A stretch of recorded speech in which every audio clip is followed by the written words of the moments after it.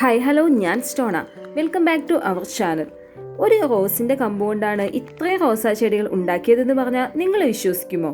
എന്നാൽ അതാണ് സത്യം. എൻ്റെ ആൻറ്റിയുടെ റോസ് ഗാർഡനാണിത്. ഇതിൻ്റെ മെയിൻ്റെനൻസും മറ്റ് ഡീറ്റെയിൽസും എങ്ങനെയാണെന്ന് ആൻറ്റിയോട് തന്നെ നമുക്ക് ചോദിക്കാം. ആൻറ്റി, എത്ര നാളും കൊണ്ടാണ് ഈ റോസാ ചെടികൾ ഇത്രയും സ്ഥലത്ത് നട്ടാനായിട്ട് എത്ര നാളെടുത്തു? എനിക്ക് ഒരു കട ചെടിയെ കിട്ടിയുള്ളൂ.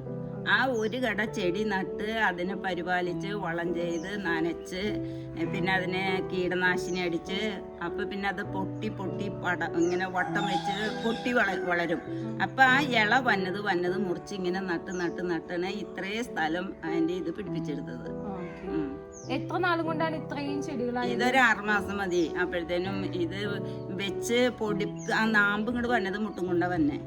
അപ്പൊ അത് പൂവായിട്ട് വിരിഞ്ഞ് നിൽക്കുക. അധികം നാളൊന്നും വേണ്ടതിന്.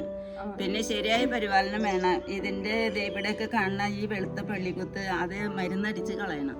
അല്ലെങ്കിൽ ആ പൂവൊക്കെ അത് ഇങ്ങനെ നീരൂറ്റി കുടിക്കും. അത് ജീവനുള്ളൊരു ജീവിയാണ്, ഏതാണ്ട് പ്രാണി. അപ്പൊ അതിന് നമ്മൾ മരുന്നടിച്ചു കൊടുക്കണം. എന്ത് മരുന്നുകളാണ് അത് അതിന്റെ പേരൊന്നിട്ടാന്ന് വെച്ചാൽ ഈച്ചയ്ക്ക് അടിക്കുന്ന മരുന്നെന്ന് പറഞ്ഞിട്ട് മേടിക്കണം.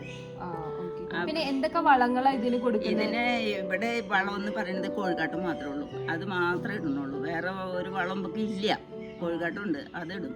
ഈ ഒരു ദിവസം വെള്ളം ഒഴിക്കാനും മറ്റു ശുശ്രൂഷകൾക്കായിട്ട് ഒരു ദിവസം എത്ര ടൈമാണ് ഇവിടെ? കാലത്ത് വെളുപ്പിന് തന്നെ ഒരു 7 മണിയാവുമ്പോ പൈപ്പിൽ വെള്ളം വരും.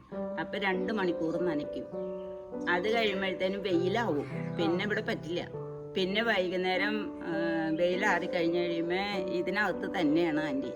അപ്പം ഇത് വെട്ടണം. ഇതിൻ്റെ ഈ ഉണങ്ങിയ പൂവൊക്കെ വെട്ടി പൊക്കം വയ്ക്കണ തണ്ട് മുറിച്ച് കളഞ്ഞാൽ ചെറിയ അടിയിൽ നിന്ന് തുടങ്ങിയ ഇല പൊട്ടി വരുള്ളൂ. അപ്പോഴേ ഭംഗിയാവുള്ളൂ. പൊക്കത്തിൽ വിട്ടിട്ടുണ്ടെങ്കിൽ നമുക്ക് നനയ്ക്കാനും വളമിടാനും ഒക്കെ പാടാം.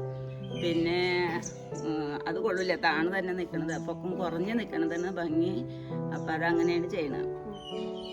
കോഴിക്കാട്ടുമാണല്ലോ നമ്മള്, കോഴിവളമാണല്ലോ കൂടുതലും ഇടുന്നത്. അപ്പൊ അതെങ്ങനെയാണ് ഇതിനകത്തേക്ക് ഇടുന്നത്? അത് ഈ ഉണങ്ങിയ കാട്ടുമാണ്.